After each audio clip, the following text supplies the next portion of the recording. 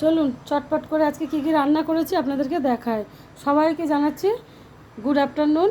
তো এই যে আজকে ভাত, সাদা ভাত হয়েছে, বেগুন ভাজা, শাক ভাজা, গোল গোল করে আলু ভাজা, এটা সুইটি পছন্দ করে ভীষণ।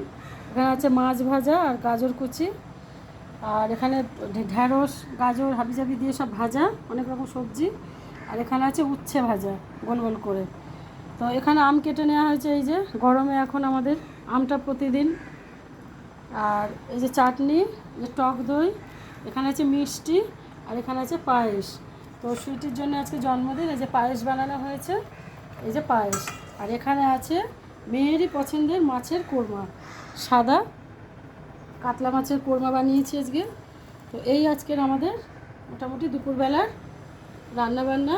তো ভিডিওটা ভালো লাগলে লাইক কমেন্ট শেয়ার দিয়ে পাশে থাকবেন, পেজটাকে ফলো করে। আর ইউটিউব চ্যানেল তিলোত্তমার ঘরকন্যা চ্যানেলটাকে অবশ্যই সাবস্ক্রাইব করবেন।